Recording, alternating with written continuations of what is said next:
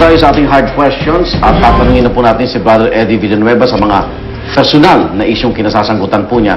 Unang tanong po, 3 million ang member ng JIL. Tama ho bang? Naging yan ay lumabas sa nung kami magkaroon ng anniversary. Okay. Pero yung huling anniversary namin, dumating ang mga international directors at pinumpute nila yung mga members, attendees ng bawat pamilya sa 10,000 churches. Mula sa home churches hanggang sa homegrown churches sa 45 countries, bale, sa ibang bansa, ay ang estimate nila naging 5 million ang lahat ng lives affected by the ministry. Pero yung Lives affected by the yung dito ministry. po na botante, Nasa mayigit 3 million.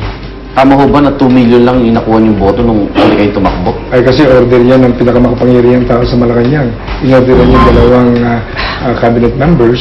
Kilalang-kilala ng lahat yun. Siguraduhin ninyo na kung lahat si Brother Eddie sa 5 naglalaban at huwag na huwag siyang lalampas sa 2 million. Kung hindi, delikado ng lahat.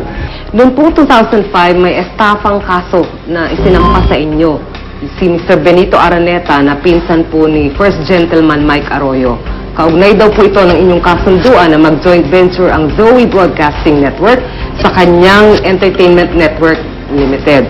Ang sabi po ng NBI, dapat aarestuhin na kayo pero tinigil daw po ito ni Justice Secretary noon, si Raul Gonzales, dahil sa inyong apilang i-review yung kaso hanggang ngayon. Ano po ang nangyari talaga dito? Number one, nagpabrigade sila ng kaso sa akin Aha. para ako'y umurong sa 2004 election. So hindi po totoo itong kasong to? Walang batayan? Walang ba na yan kahit kindergarten? Bakit? Ito, maliwanag. Nakalagay doon sa number 4 na demanda nila. The respondent, Eduardo Villanueva, intentionally concealed the material information that his company, Zoe Broadcasting Network, has a live contract with Vintage Television. That is an utter lie. Why? 5 years after na hindi natuloy yung Memorandum of Agreement namin, Memorandum of Understanding ng may-ari ng Vintage Television, dahil bumaksak ang Vintage Television, nabili ng Del Rosario Group, ng Viva. After 5 years, nakipagkasundo sa akin si Mr. Benito Araneta, ginamit yung aming Channel 11 ng 24 hours a day for 1 year. After 7 months, hindi makabayad sa kuryente, hindi makabayad sa personnel. Sumulat ako, sumulat din yung anak ko si Joel, makikiusap na i-comply nila, hindi nila comply, umabot ng 1 year, at wala pa rin sila palang kapital. Sabi nila sa akin, may 2 billion sila, I cancel the contract. So, sa madaling sabi, may kaso pa po ba? At may warrant of arrest pa ba sa inyo? May kaso pa yan dahil ayokong igalang yung kaso na yan. Merong railroaded warrant of arrest. At yung railroaded warrant of arrest na yan, hinamon ko sila sa media dahil ako'y headline. Brother Eddie to be arrested. I challenge them. Sabi ng mga media, nagtatago ko ba rito sa hotel? Meron kami international summit noon sa isang hotel. No. What is your message to the President? Mrs. Arroyo, you can now ask your Injustice Secretary to implement the railroaded warrant of arrest issued against me by a fiscal who is now a judge, who is a fraternity brother of the, allegedly, of the First Gentleman. Alright, okay. Kaya, hanggang ngayon, hindi nila nagturuan ng PNP, nagturuan ng NBI, buhay pa nun si Director Vicoco, nagturuan sila kung sinong ang aresto sa akin, and I challenge them hanggang ngayon, live yung warrant of arrest. Brother Eddie, naniniwala ba kayong hinirang kayo ng Diyos para mamuno? Dalawang klase ang pamumuno. Pamumuno in whatever kind of leadership for good. Lahat tayo hinirang ng Panginoon eh. Hindi lang tayo nagre-respond sa kanyang calling. Lahat ng tao na nilalang ng Diyos ayon sa kanyang wangis, may calling sa Diyos eh. Kaya lang yung iba, tumatakbo, iniiwasan. Ngayon, sa spiritual ministry, napatunayan ko 31 years. Dito sa transformation ng political life, economic life, and social life ng bansa, yung principles ng Panginoon, remove the wicked from the government so that the government will be based on righteousness.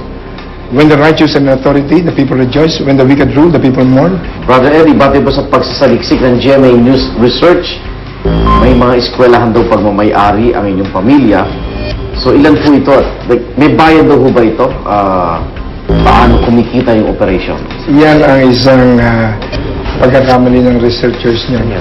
Ang JIL Colleges Foundation is a non-profit, non-stock foundation. It can never be owned by any private person. It so happened I was just the founder. And my wife is a co-founder. Sumusweldo ako dyan as president. Pero walang ownership ang private ownership sa foundation. Nobody in my family owns a school. Bakit sa tingin nyo ay iboboto kayo ng hindi ninyo karelihiyon? Katulad ng Muslim, katulad ng Protestant, katulad ng Evangelical, hindi born again yung iba, katulad ng Seventh-day Adventist, katulad ng El Shaddai Group.